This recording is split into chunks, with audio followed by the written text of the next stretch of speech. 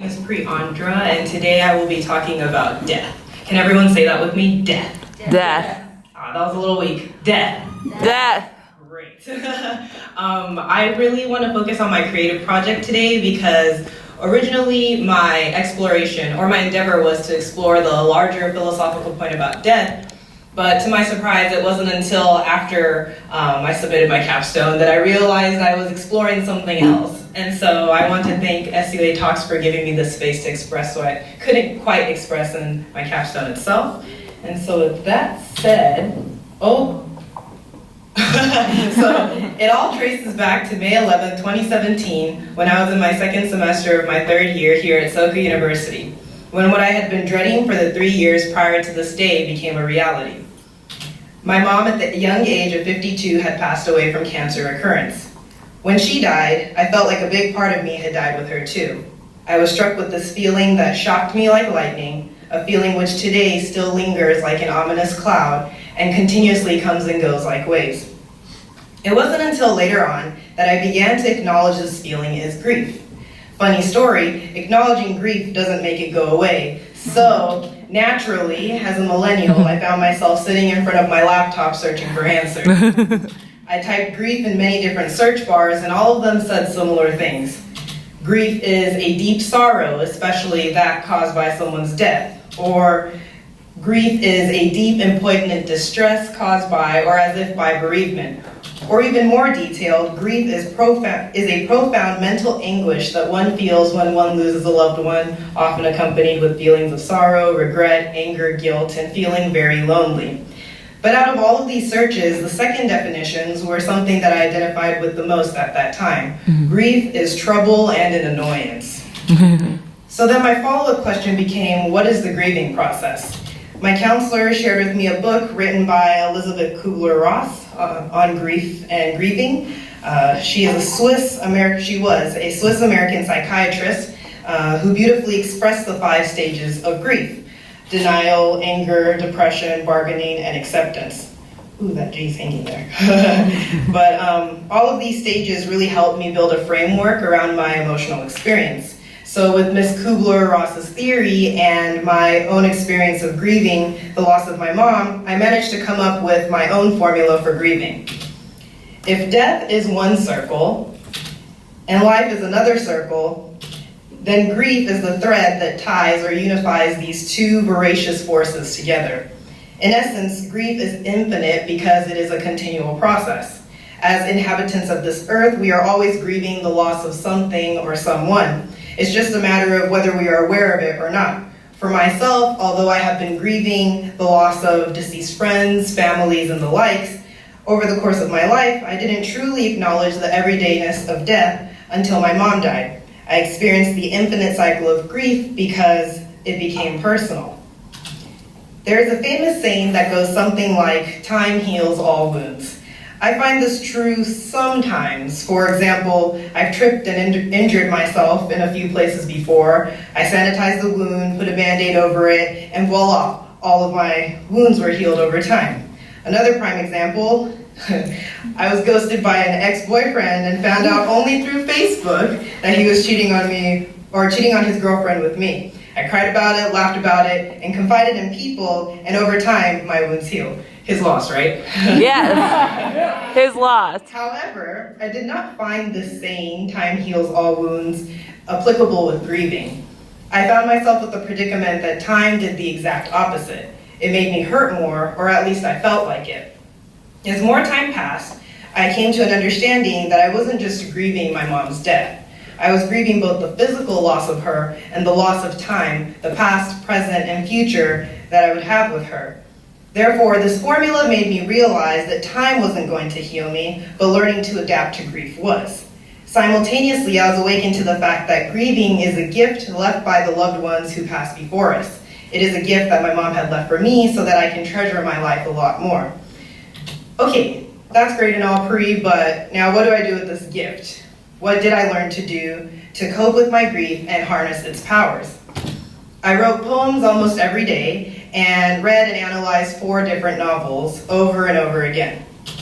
In particular, I read 2 novels from an Eastern perspective and the other 2 from a Western one. They all talked about or expressed the different ways we die and grieve. The first book, starting on the left, is A Monster Calls. It's a story about a 13-year-old boy named Connor O'Malley who learns to cope through his anticipatory grief as his mother receives treatment for cancer. The second book, Kokoro, is a reflection of a moving friendship between two individuals, more specifically of the one called Sensei, who commits suicide because of a past he could not separate himself from, and who leaves a testament. The third, Kafka on the Shore, follows the story of a young boy named Kafka who tries to run from an Oedipal prophecy that follows an inevitable timeline of life and death as his life begins to run parallel to an older simpleton named Nakata. Lastly, the fourth book, The Great Gatsby, is the life story told by a neighbor and a friend of a man named Jay Gatsby who is murdered in pursuit of love and the American dream. These 4 books left significant impacts on my life because I felt as though I was able to relate to the protagonists and in doing so get a better understanding of my grieving process. More specifically, they helped me recognize 4 reasons why grieving is a gift. First, I realized that we grieve because the truth is that life is suffering. However, when we speak our personal truth, just like Connor O'Malley did in this novel, which can be anything from speaking honestly about our fears or our hesitations, we can slowly overcome the individual pain that is associated with our sufferings, allowing us to prepare ourselves for life. My personal truth, just like Connor O'Malley, was that I wanted everything to be over because I no longer wanted to see my mom suffer and could no longer endure my own pain. But I also didn't want to let her go. The acknowledgement of this truth helped me realize that everything I was feeling was okay and that I was feeling this way because I loved her. Poem number 1, Dear Mama. Just like the sunflower, I will never stop looking up to you because you are my sun and that will never change. Second, I realized that we grieve because the past is our legacy. Therefore, when we appreciate all the memories of the deceased, we can find ways to keep them alive in our spirits. Further, we can use this as a momentum to live our lives more fully by living on their behalf. In her passing, my mom had passed the baton of her legacy to me. That is precisely the reason why, even on days that I feel like giving up on myself, I must not. Just like the narrator did through Sensei's life in this novel, I can continuously learn from the victorious life that my mom lived. Poem number 2, Mangetsu. Cry until your present defeat is recognized by your future victory. Your hardships become your nourishment. For there is no place in this universe where your tears will not water the seeds you have planted. The strength exists, you exist, and so do others. Imperfectly round but shining in times of darkness, blossoming with the moonlight, embracing the darkness in the presence of the sun, eagerly waiting for the nightfall when I truly begin to sprout, becoming fuller and fuller. Third, I realize that we grieve because our fate is that death is inevitable. However, when we understand the value of all of our encounters, we can face any loss in life with an understanding that we are forever and always connected with the deceased. Personally, recognizing how death is an integral part of my life has given me the opportunity to appreciate the journey of life, the transient's life, and the people that I meet along the way, just like Kafka, the protagonist of the story. Poem number 2, poem number, I think this is the 4th one. No, this is the 3rd one. 10 minutes and 30 seconds. Run to the edge of the world and don't stop until you're flying. Even if you're unsure of what lies ahead, envision the unknown as your territory and keep going until it's all yours. Then drown yourself in the ambiguities of cosmic love.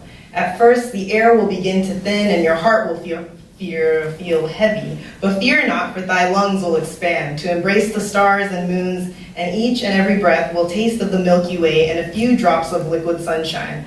And you will find yourself becoming a synchronized swimmer, dancing in mystic promises of star-crossed lovers, greeted by a world giving you a standing ovation for having found a soulmate with whom connections span for all of eternity. Fourth, I realize that we grieve because we have a dream that is fueled by the decision to have hope. Therefore, the moment we recognize that we all have the choice to live each and every day with no regrets, any end only becomes the beginning of something new. When I acknowledge the fact that in this same way, my mom did not live her life in vain, I was able to see the eternal flow of life that continues to exist between her and I have become as hopeful as Gatsby about the future, even if I don't know what to expect. Poem number 4, Kasumi. Don't you love when things all connect? You can feel the thread being sewn from one limb to another, ecstasy flowing deep within your veins, the fabrics of your life beginning to interweave with the life of another, quilting love for countless generations. And with every moment, known and unknown in our small little world, it's expanding us into the universe.